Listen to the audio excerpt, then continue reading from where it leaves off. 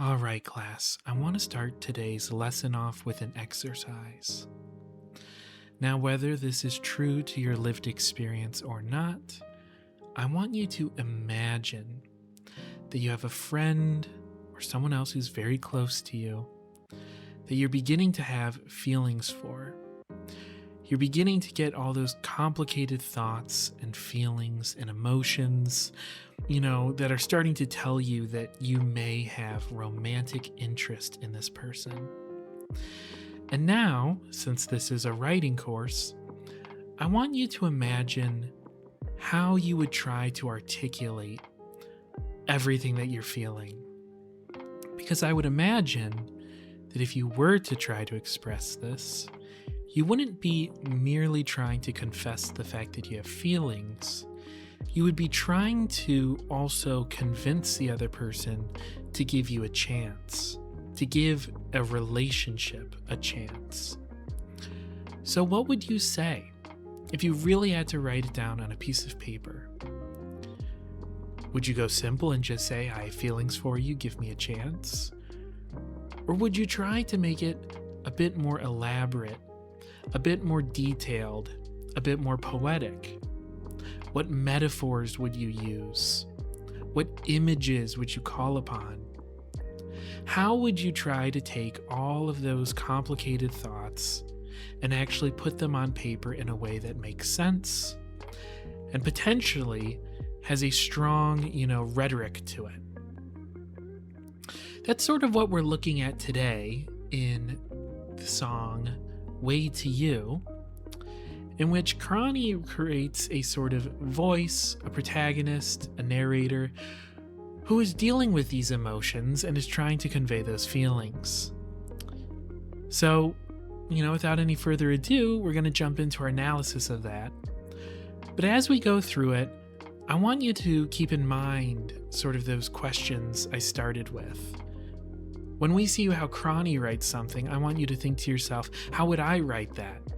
Does that image resonate with you personally? Is it specific perhaps to Kronii and the relationship she's trying to describe, whether it's fictional or real? Where is it strong? What can you take from this? Because if you try to do this exercise after this analysis, I would hope that you would still write something original. You don't want to plagiarize and use the same images, but you can look at the skeleton of what she's written, and you can sort of see the logic behind the things she's written. And once you learn that logic and you learn that skeleton, you can apply it to your own writing. So just keep that in mind. So this begins with the first verse that goes, "Lately, I've realized I will never be alone. It was always right in front of me. Do you know? Do you remember how we used to be so carefree?" And so from that sort of rhetoric perspective, I think this starts off pretty strong, because it begins not by straight up just saying, I love you, I have feelings for you, something like that. It's more introducing how that idea might have first come to Kronii's mind, to the character of the song's mind. I'm going to be using Kronii as a placeholder, but with creative writing, you can always write from a perspective that's not actually your own. So I'm not actually attributing this directly to Kronii. She could be personifying, a fictitious persona. So keep that in mind, but placeholder. But this begins with, lately I realized I will never be alone. So it's not saying lately I realized that I love you and that we should be in a relationship, that we should, try dating, anything like that. It's just saying, realize that I will never be alone. And so this is sort of a beginning statement of gratitude. It's beginning by saying, I'm realizing I'll never be alone. Why will you never be alone? Because this other person is always there, always right in front of me. Now, also, before I get too ahead of myself, I want to take a look at some of the rhyme. We've got me and carefree, but we also have repetition of phrases like remember, remember, and never be alone. Now, repetition is usually used to emphasize something.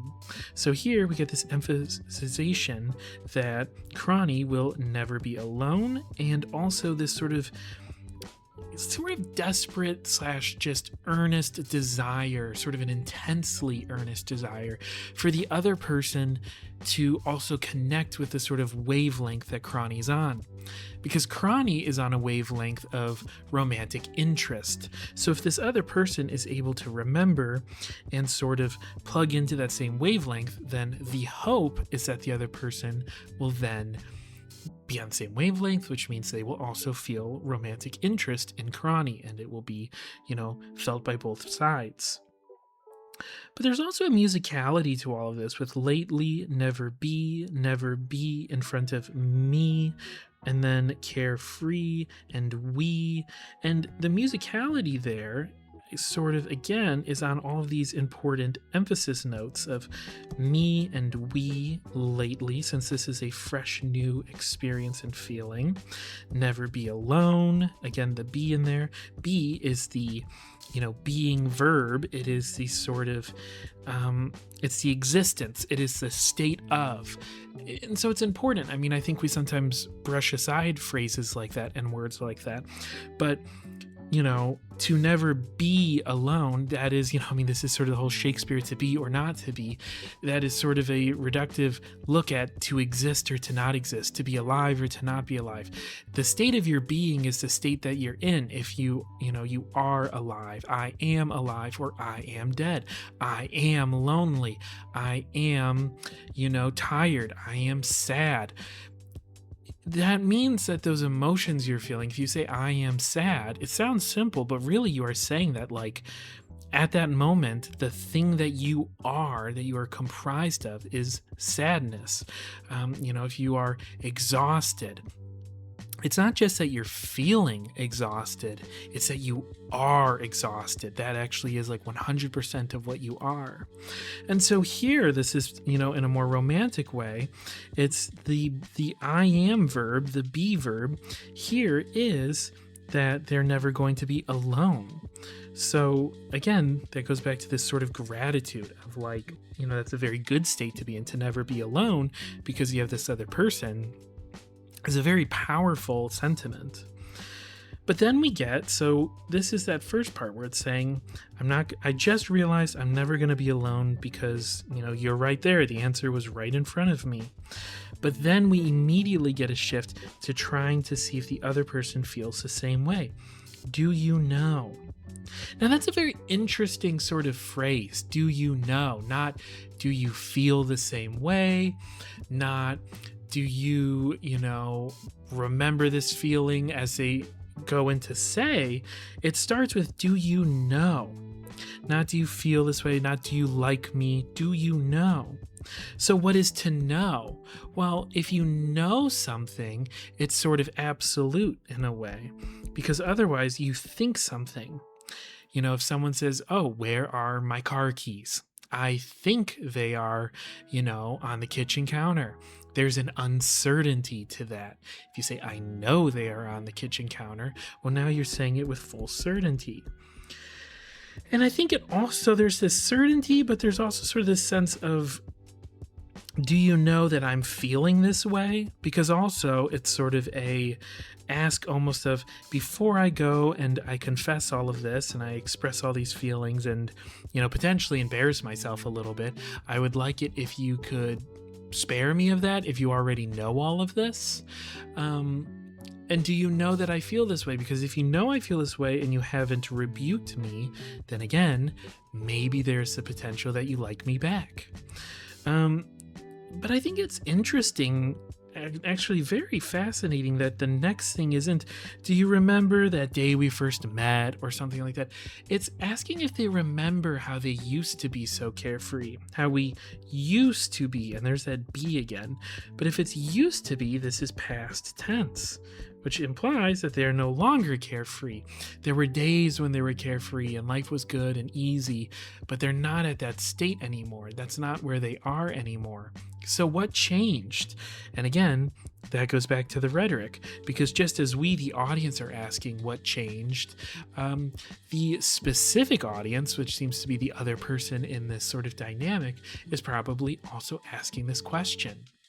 Because, you would ask, well, why are you bringing that up? If you're talking about how you realize you're never going to be alone, what's making you bring up the fact that we used to be so carefree? And at this point in the poem, I don't know. I don't have the answer to that. So, the only thing we can really do is look at the next section and see if we can find some answers to these questions. So then we get this pre-chorus, which goes, "Oh, hey, I can feel the rain wash over us. Yeah. Can you hear my heart like thunder?" And when my first initial reaction to this is, while the language is very poetic and interesting, it is also notable and interesting because it sort of doesn't answer that question that we have from the first one.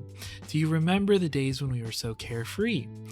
And now you would either think that potentially this, narrating speaker would proceed to then reminisce on those old days of being carefree or explain why that's on their mind. Maybe it was those days when we were carefree is when I first started to realize I was in love with you, or something like that.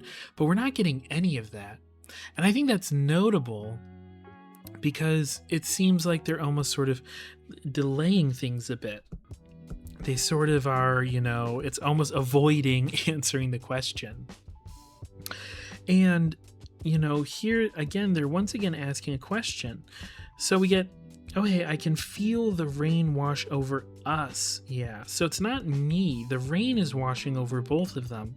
But then it is my heart that is, beating like thunder. So here we get a simile because it has like, and again, a simile always either has a like or as, otherwise it's a metaphor.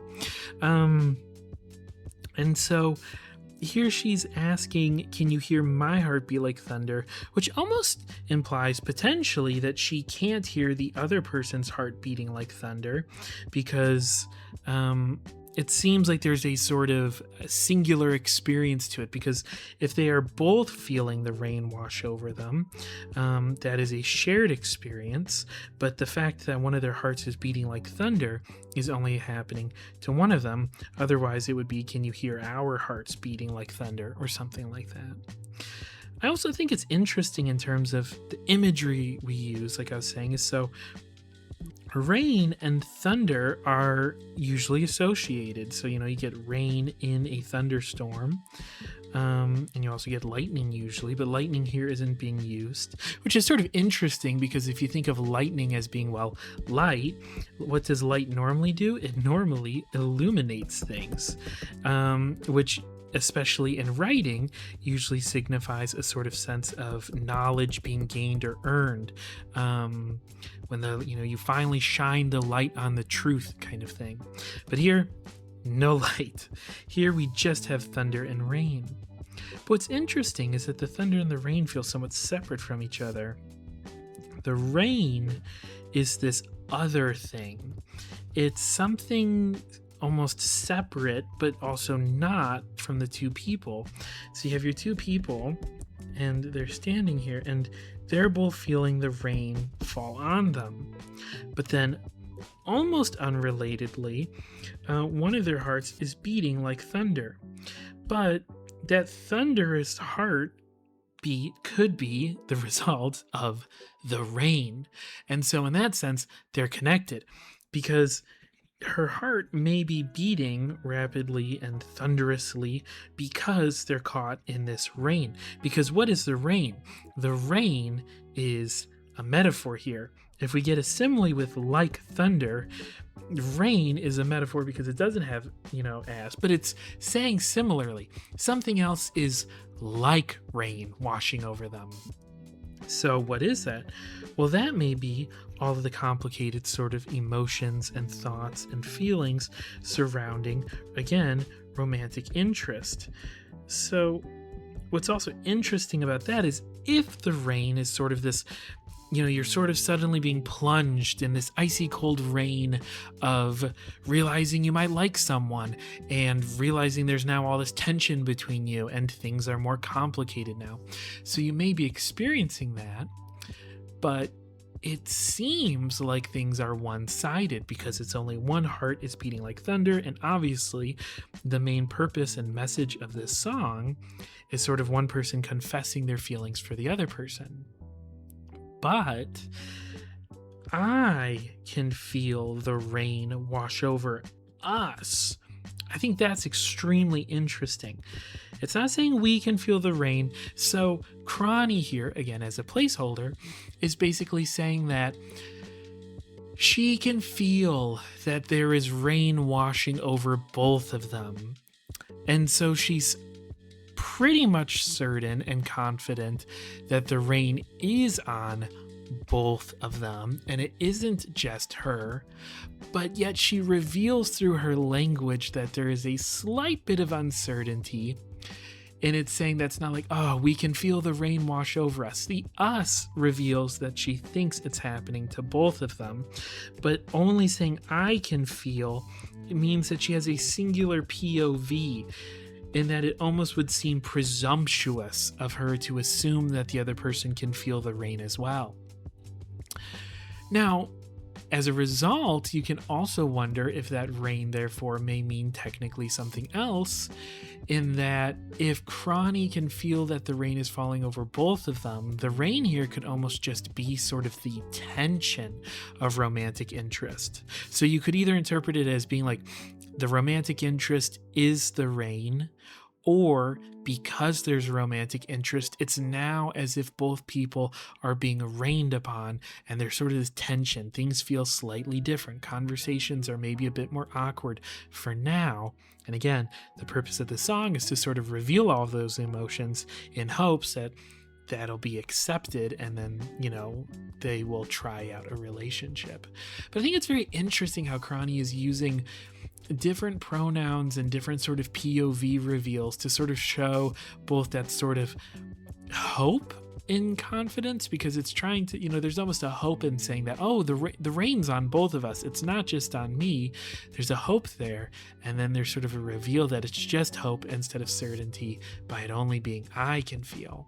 So I think we need to keep, attention to this and pay attention to this as we continue on to see when things are written as I or me, and when things are written as us and like together, and they are written as a group in that sense, because there's definitely something being played with here with those sort of shifts between we and I. So let's continue on. Actually, one other thing I wanted to say before I moved on from this is that it's also possible that this rain is something entirely different than what we've theorized thus far. So right now we've been theorizing that it could be romantic interest, or it could be sort of the tension created by romantic interest. However, there is a chance actually that this is discussing sort of in conjunction with what we were saying about this whole do you remember the carefree days. The rain may be sort of the source of what's making things no longer carefree. And the reason I didn't see this at first is because I was sort of distracted by the connection between thunder and rain. Because we have our rain, we have our thunder, they must both be connected. And we know that the thunder is coming from romantic interest. If your heart's, beating rapidly fast when you're around somebody, that usually is a sign in writing and in poetry that means that you have feelings for that person. And they could be just really strong feelings of fear, but here within the context, I think it's romantic feelings. So I was tying the thunder to the rain and therefore assuming that the rain also had to do with those romantic things. However, it is possible, since rain is usually a bit of a negative sort of image and connotation. Usually we use rainy weather to symbolize something that's sad. If you were writing about a funeral, maybe you would have it be set on a rainy day, that kind of thing. So if The beginning of this song is asking if you remember the days when we were so carefree. I would almost assume that those carefree days were like warm, sunny days. And those were the days when things were, happier and more like summer. But now we're in this time of rain, where rain is washing over both of them. It's washing over us. So I think there's a very real possibility that these are actually two separate sort of sources of emotion. The rain could be negativity, while the thunder is still sort of romantic interest. So I just wanted to say that before we continued on. So then we get a chorus which goes, upside down, my voice is trembling. I've got to make a move, make a move. So far, I could not break through the cage I'm in. I don't know how to reach for you. Hardly ever get a chance to speak alone. Could it ever be? Can't you feel it too? Side by side, we could laugh all through our days. Baby, just let me make my way to you. So for starters, we've got some repetition and some rhyme schemes to cover. So we've got you, two, and you, and then we've got the repetition over here with make a move, make a move. And in terms of that, we'll get more into that as we go line by line. So I want to start off by just seeing where we start. So we start with upside down, my voice is trembling. And then we later get this image of being in a cage.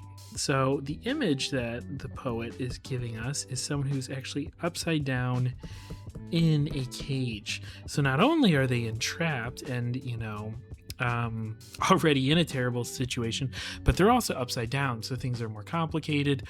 It's showing how hard it is to break out of the cage. And that's where sometimes with your images you want to think, well, let's go a step further, rather than just saying, the sort of social restraints that are keeping me from confessing feels like a cage.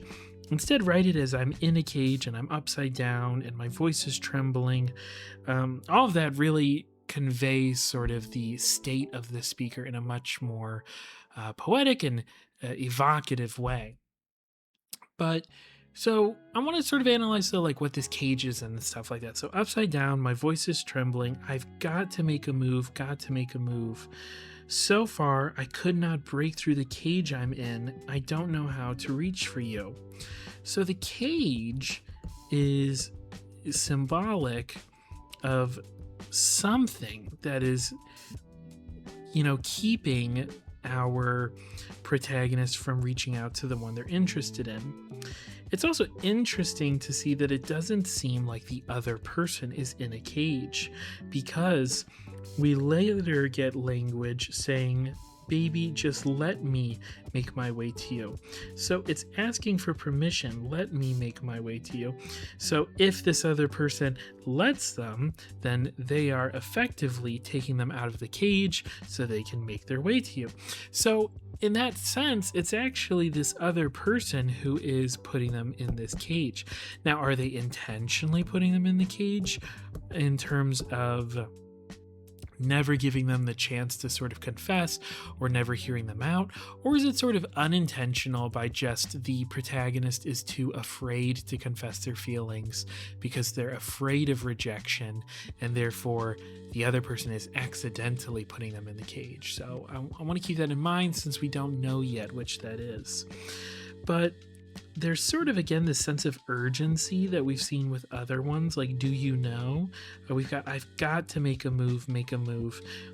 So to make a move to get out of this cage, but their voice is trembling. Trembling voice, that shows us that it's that they are afraid.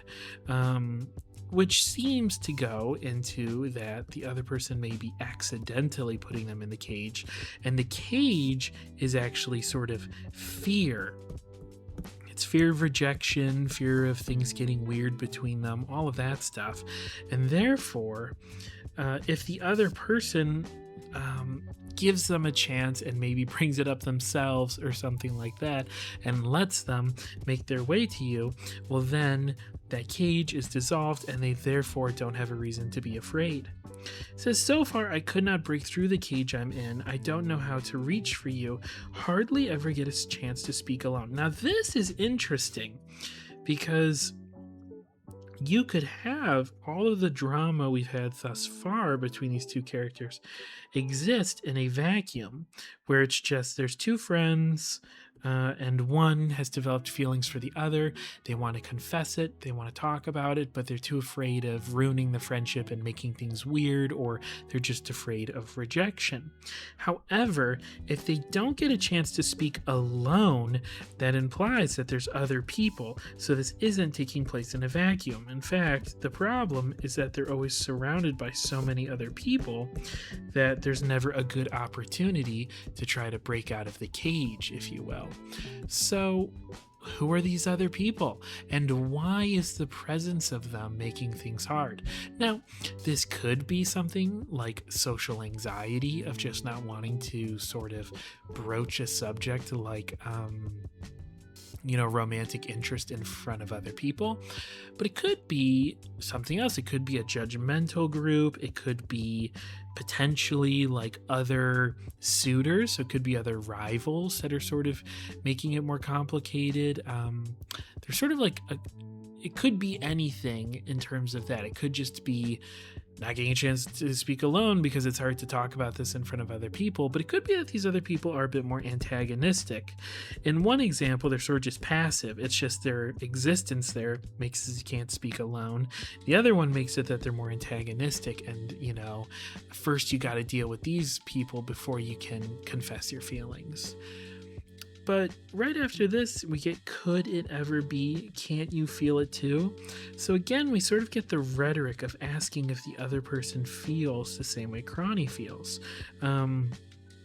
This is sort of a thread we see throughout this entire piece where she clearly has the feelings. She wants to confess it, but she sort of wants the other person to potentially hint at them having feelings first, because if they did, then she would be confident enough, she wouldn't have a trembling voice, and she would be not afraid, so she could then reveal it all. It's sort of a like, give me a hint, give me a chance to try to confess to you, give me something to work with, and then I will be more bold.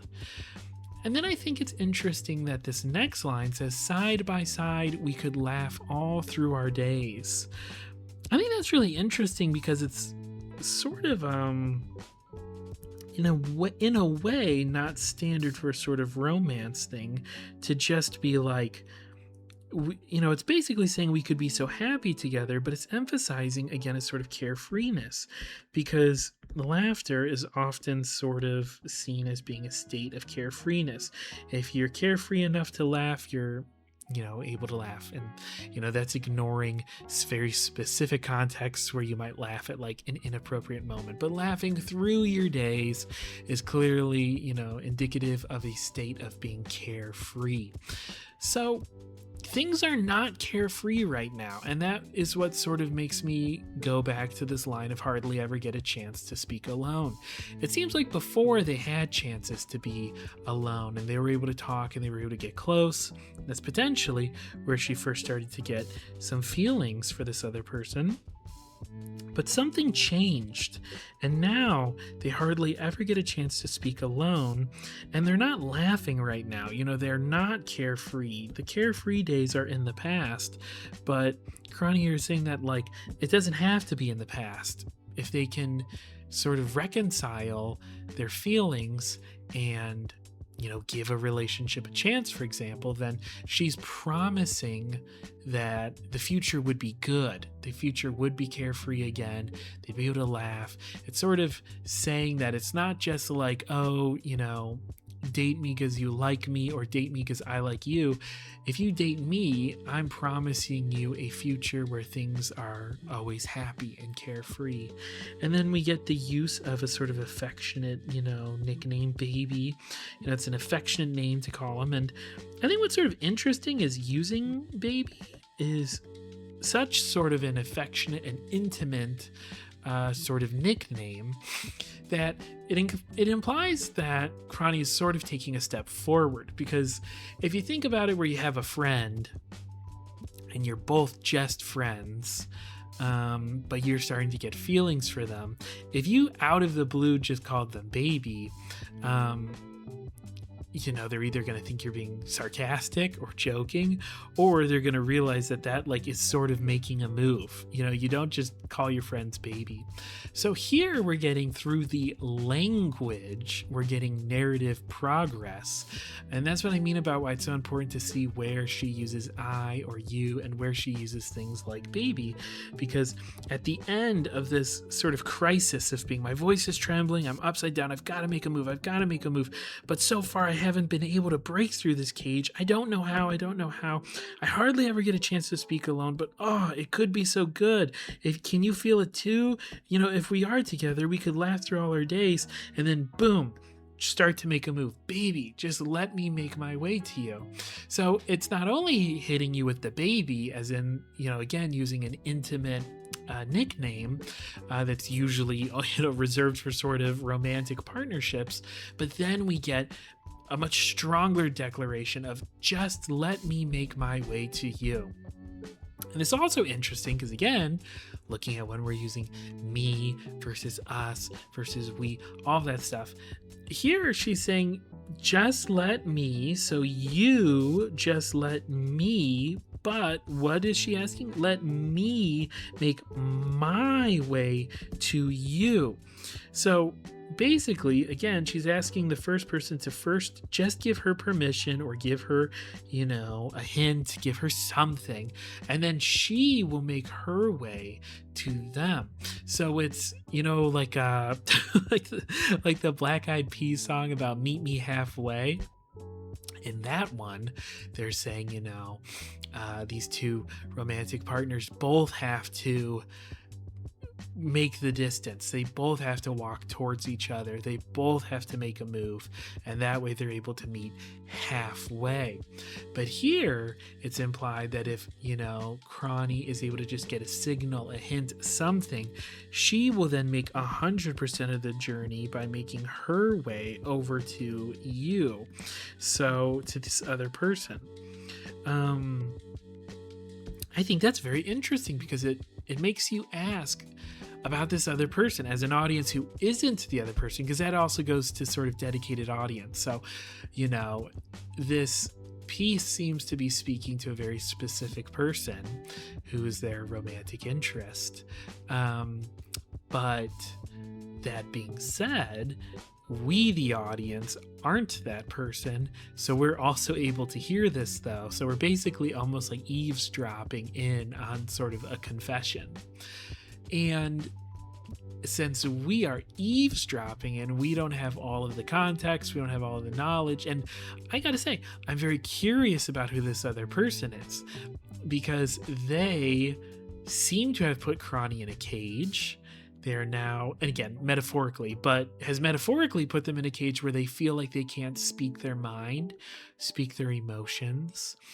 And then they also are sort of maybe complicit in this sort of shift from carefreeness, because if you're remembering the carefree days, it almost seems like Kronii is saying, remember back when things were carefree? We can make them carefree again. And therefore she needs the other person to be on board to make it carefree, which therefore implies that the other person may be part of the reason things aren't carefree. And then at the end, she's saying, like, just give me give me a hint, give me a sign, and then I'll go all the way, which means that this other person isn't potentially willing to go all the way. The other person isn't going to make their way to Kronii. Kronii is just going to make their way to this other person. And Kronii is also constantly asking, like, can't you feel it too? Do you remember? Do you remember? There's this emphasis, it's being emphasized by repetition. And so like, what's going on with this other person? And I'm not saying that this is, ominous, where it's like, oh no, Kronii is, the character Kronii in this piece is interested in someone who may be actually bad for them or anything like that. But it is worth noting that there is this dynamic at play where Kronii, the character in this piece, would feel that they would have to make their way 100% over to the other person. Because again, she's saying, I don't know how to reach for you, not, oh, we're both trying to reach each other through the cage. Because it would be a very, very different piece if this was written as saying, like, we're both upside down, our voices are trembling, I gotta make a move, we've got to make a move, but I don't know how. But so you get this image of like there's two people in cages and they can't quite reach each other, but they're trying their best to, and they're just struggling to sort of make that connection here between the gap between their cages. And then it's implied that if they can reach each other's hands, they can somehow break out of their cages and then enter this sort of relationship. That's a very different dynamic. Here, only one of them's in a cage and only one of them is trying to reach out, and one of them keeps asking the other person questions.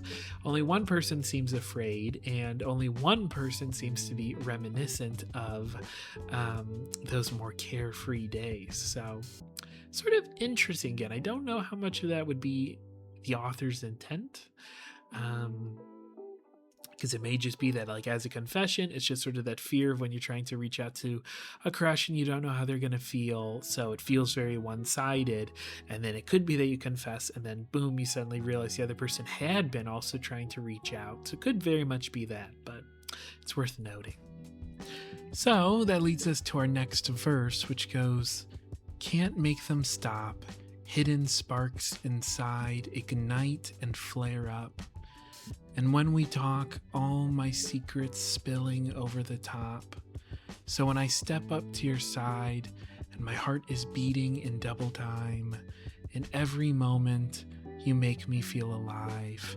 It goes like..."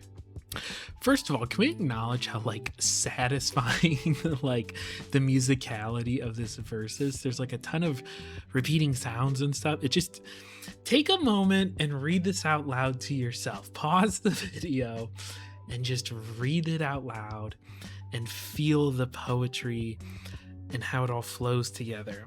We get, "Can't make them stop, hidden sparks inside ignite and flare up. And when we talk, all my secrets spilling over the top. So when I step up to your side and my heart is beating in double time, heart beating, in every moment you make me feel alive. It goes like..." There's just like such a nice rhythm and sort of beat to this, and then with those sort of repeating S sounds, some of the sort of T sounds, moment, heart beating, double time. It flows really smoothly, and it's very like satisfying to sort of read out loud. And then you also get some rhymes. So you got stop and top. We get actually might be it, but we get N words of up, talk, side, time, moment, like. And yeah, this is just like super satisfying because it also sort of has, again, like a rhythm to the actual stressed and unstressed sounds. And when we talk, all my secrets spilling over the top. Just sounds really good. I really like this verse. I think this is like an extremely well-written verse of poetry, in that it has all of those. It has the sounds, it has the rhythms, it has the beats, all of that stuff. And now to look at some of the actual, line by line meanings. I think this one is sort of our moment, our shift, if you will, where the character, the protagonist, the narrator, the speaker, Kronii, finally takes a step and begins sort of her confession. Because we've gotten it where it begins, where it's saying this is when I start to feel these emotions. Then we get the sort of, do you hear my heart beating? Then we get the, I'm in a cage, my voice is trembling, I don't know how to reach out, but I want to. So, just let me make my way to you. And now we have it where she's getting closer and closer, because it says, can't make them stop, hidden sparks inside ignite and flare up, and when we talk, all my secrets spilling over the top. So when I step up to your side, this moment here is when she's making her way to you. And my heart is beating in double time. In every moment you make me feel alive. So I want to take this now. So that's sort of the big overall, is that this is sort of the moment leading up to that true confession. But here we have it. So we can't make them stop. What's the them? The them is the hidden spark. So every time that they talk, she gets all these sparks that ignite and flare up inside her heart, and she can't make them stop. So this is sort of a true organic emotion and feeling. It's not manufactured, it's not forced, because even if she tries to make them stop, she can't. And when they talk, all of my secrets spilling over the top. So it's also that she can't help but be honest and open when she's with this person.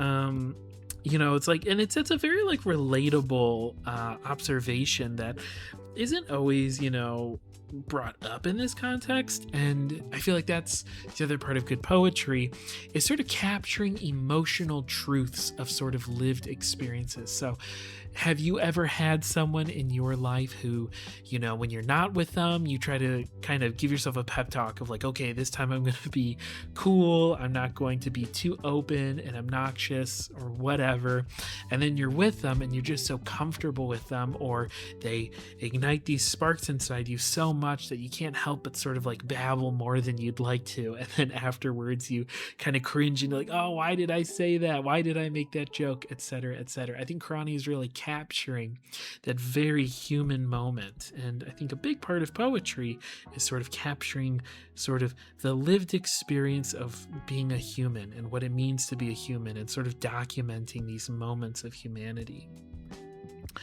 And then, like I said, we get this shift of, so when I step up to your side, and also, so this beginning gives us the context of, she's basically saying, hey, so whenever I'm near you, I get all these sparks, igniting inside my heart. And whenever we talk, I'm never able to keep any secrets. I always end up kind of, spilling all my secrets. So anyway, I'm going to come up next to you and talk to you, which is sort of, again, hinting like I'm about to tell you something that's should be maybe a secret, it's a secret to me, and but it's something I want you to know. And so again, there's also the activeness of stepping up to your side. So once again, we get it where the Kronii figure is being a bit more active than the other person, where they're the ones taking the step forward, they're the ones kind of making the move. So they step up to your side, and my heart is beating in double time. It's also interesting because earlier we got that whole thing about rain and thunder, and there's sort of the question of, is the rain negative? Is the thundering beating of the heart negative? Because the beating of a heart can be a sign of nervousness and anxiety, but it can also be a feeling of being alive. And it can be the sort of this positive of when you're around someone who you really like, they can make your heart beat in double time and make you feel alive. So it's all very positive. So that sort of is revealing more about that sort of pre-chorus sequence. And in every moment you make me feel alive, it goes like, and so now we're going to jump into the next passage and see how that changes now that we've looked at verse 2. So yeah, section 2 leads into this pre-chorus, chorus, and post-chorus, and these are all parts that we've already analyzed, so I'm not going to be doing a close reading in the same way, but to read through it, it goes, oh hey, I can feel the rain wash over us, yeah, can you hear my heart like thunder? Upside down, I've got to make a move. So far, I could not break through the cage I'm in. I don't know how to reach for you, hardly ever get a chance to speak alone. Could it ever be? Can't you feel it too? Side by side, we could laugh all through our days. Baby, just let me make my way to you. Hardly ever get a chance to speak alone. Could it ever be? Can't you feel it too? Side by side, we could laugh all through our days. Baby, just let me make my way to you. Now, what I think is interesting and notable about this is since that second verse ends with a phrase of, it goes like, it's telling us that the next passage should almost be that confession, or at the very least, that all that follows is almost what's being said canonically after the second verse. On a musical level, it sort of just, leads you back into the pre-chorus and the chorus. But in terms of the writing, it still sort of implies that this is then being said after that second verse. And here's where it's almost a little sad, where we still don't fully get that confession. Verse 2 is, I think, where we get our closest to confession, and I think there's enough to imply that a confession will eventually happen, because there's still a repetition of trying. So, can you hear my heart like thunder? Could it ever be? Can't you feel it too? Side by side, we could laugh all through our days. Baby, just let me make my way to you. And then, hardly ever get a chance to speak alone. Could it ever be? Can't you feel it too? Side by side, we could laugh through our days. Baby, just let me make my way to you. So by doing that sort of repetition, you get the sense that this is something that will probably inevitably happen, because this is sort of an obsession in a way, not an obsession in sort of like an obsessive love, because that has a negative connotation, but it's still sort of a character's emotional obsession of that they need to get this off their chest, they need to make this confession.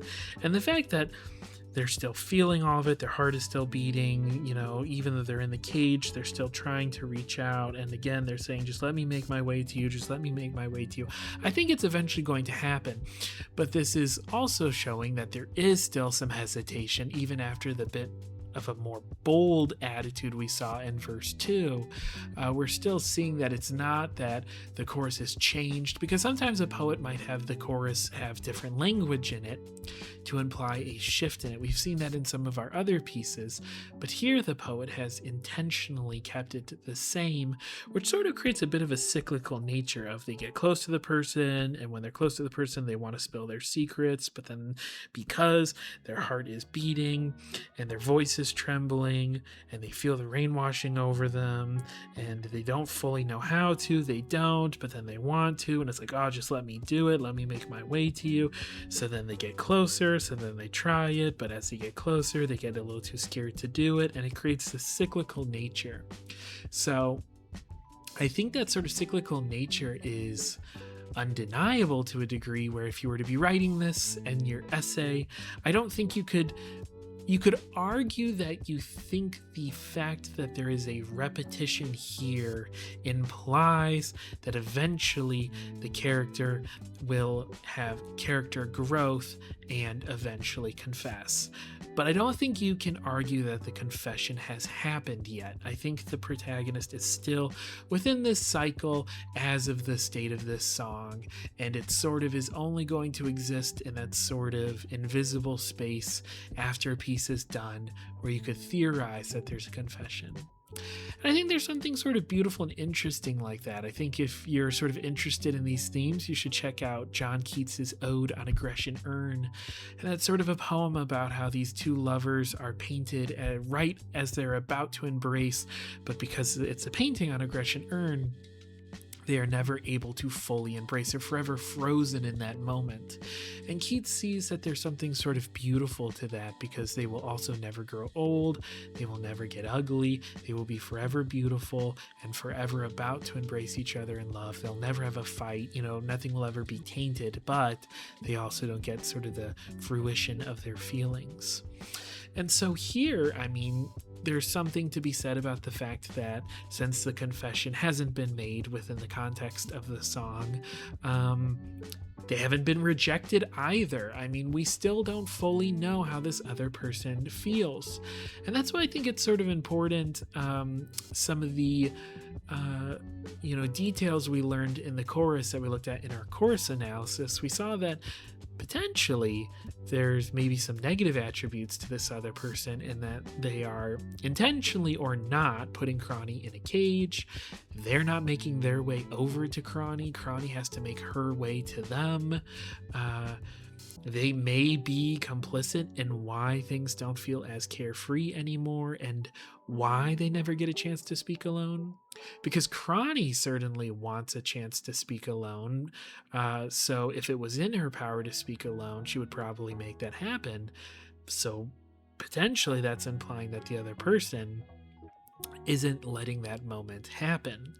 So hypothetically, this could end up with, the character of Kronii being rejected by this other character in this piece. But since that confession is never made, we never quite get to that point. So we're instead left in a state of sort of yearning and longing and sort of the pursuit of romance, which, I think a lot of poets would agree it's a very beautiful state to be in. It's sort of the hope of young love. So yeah, with that being said, I think that's going to sort of wrap up this sort of close reading analysis.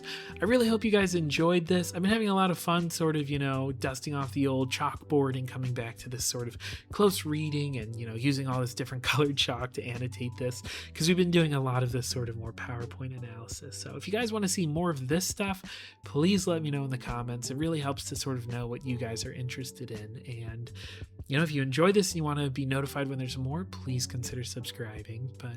And giving the video a like. It just helps. It helps a lot. But mostly, I would love to hear your thoughts. Do you agree with what I sort of theorized here? Do you think the confession might have happened? Do you agree with sort of the cyclical nature that I think the ending alludes to? And yeah, do you also kind of get sort of maybe a weird vibe about the other person? Or do you think I'm reading too into things? Everyone's going to have their own interpretation, so I'd love to hear your thoughts. But with that being said, I'm going to wrap this one up, so take care, and I will see you in the next one.